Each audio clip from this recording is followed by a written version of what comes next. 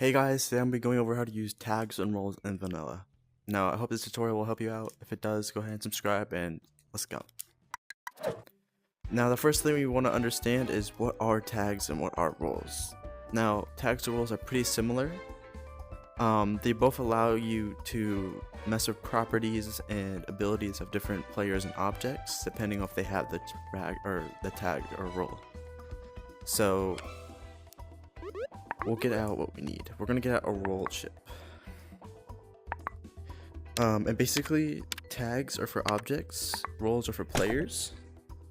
So if a player has a certain role, they can do certain things or go certain places or wherever you configure it to, depending if they have that role or not. So here's the chips we're gonna use. We have the role chip, the role mapper chip, and we have a set tags chip. Now these two chips right here are pretty similar. The set tags chip will add, remove, or even just reset tags. So you can click right here, and you can add whatever tag you want. We'll go to that in a second. And this one right here is pretty similar. You can add player roles, remove player roles change, or if player has the role. And then you can also click the role. Now I spawned in a role chip, so I can click it, and now it's set to this role chip. We're not going to do that yet. Actually, I guess it's already clicked, so I can't unclick it. But what we're going to do is we're going to go to configure and configure this role.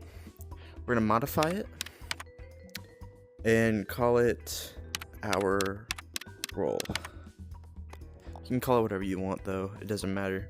You can edit roles and override certain aspects of the role. So you can make it so that if anyone has this role, they cannot move, or if anybody has this role, they can fly. This is the first page. The second page is really just roll distance, shoulder equipment, and you can also hide player names. There's also this locomotion page, so you can make people wall run or not wall run. You can add a sprint multiplier and you can change it to however you like. There's so much stuff you can do with roles. We're not going to configure anything, but that's just what our role is.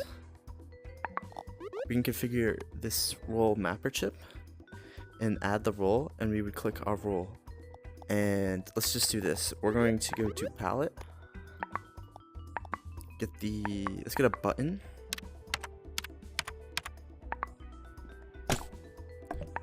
Click wire to the player right here. Configure our role mapper chip. Click add player role, make sure it's on our role. We don't need to do teams. If you click it, we now have the role assigned to us, so we now have this specific role. So what we could do is we can configure this, edit the role, and we can make it so we can fly. So originally, I'm holding the X button. I can't fly. If I turn on flying, I can hold it. Now I can start flying, and then I can just turn it off. So now I can't fly anymore. I'm trying to fly, I can't. So just because I have the specific role, it lets me do something that other people who don't have the role cannot do. And tags are kind of similar too. Certain objects can do certain things or respawn to certain places that other objects just, cannot do. Now what we're gonna do, find ourselves a shape. We're just gonna do a cube. You want to configure your cube. Click edit tags, and you can add whatever tag you want. So you just want to click add tag, and you're just gonna name whatever your new tag is gonna be. You can just call it H, and now we have a new tag that this specific object has for it. Now what we're gonna do is we're gonna respawn an object that has a specific tag. So what we're gonna do, pull our marker pen, open our palette. We're gonna search, actually let's go to props, and we're gonna find a prop. Let's do this eraser. Now we're going to go ahead and look for a object respawner. We want to configure it. This should say tag to respawn. Actually, what was the tag that I had again? Was it H? Yeah, H.